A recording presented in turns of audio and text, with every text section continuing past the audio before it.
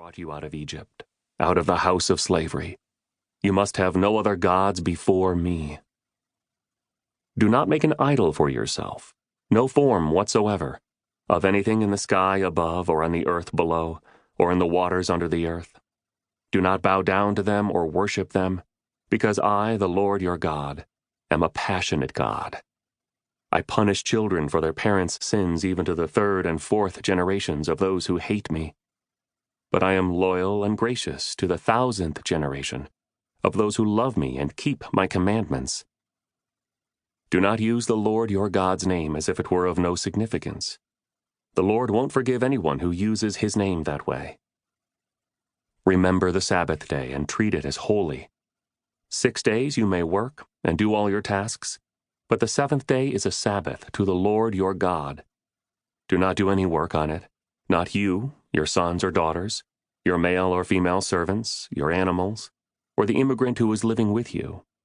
Because the Lord made the heavens and the earth, the sea, and everything that is in them in 6 days, but rested on the seventh day. That is why the Lord blessed the Sabbath day and made it holy.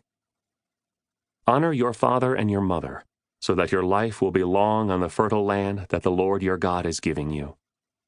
Do not kill. Do not commit adultery. Do not steal. Do not testify falsely against your neighbor. Do not desire and try to take your neighbor's house. Do not desire and try to take your neighbor's wife, male or female servant, ox, donkey, or anything else that belongs to your neighbor. Exodus 20, 1-17. Within these 21 verses, there are 311 words, at least in the Common English Bible's translation, as discussed previously. There is some debate as to how these words should be divided. In other words, what exactly constitutes the 10 Commandments.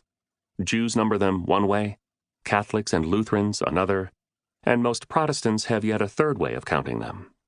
In this book, we'll use the division of the commandments used by the Eastern Orthodox Church and most Protestants, focused primarily on the Exodus version.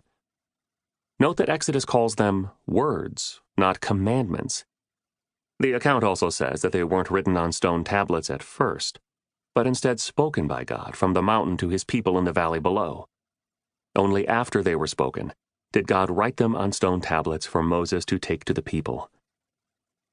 The first 4 words address how the people of Israel, and later all who looked to the commandments for truth, were to live in right relationship with God, how they were to honor and to avoid dishonoring God.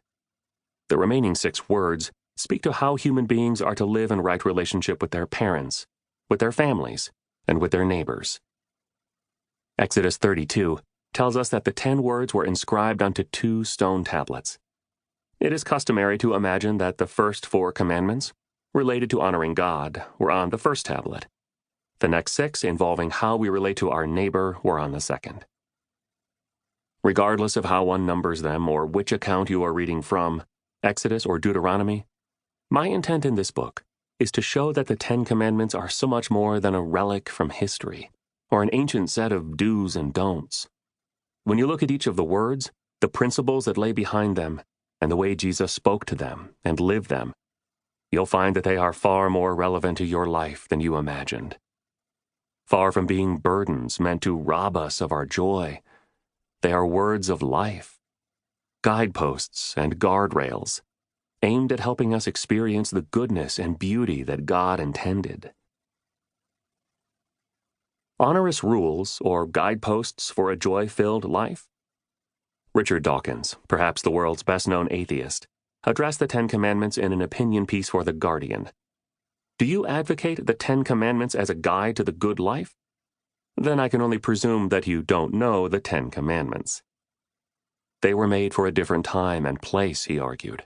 A time when people followed tribal gods, and when those who broke the Sabbath were punished by being stoned to death.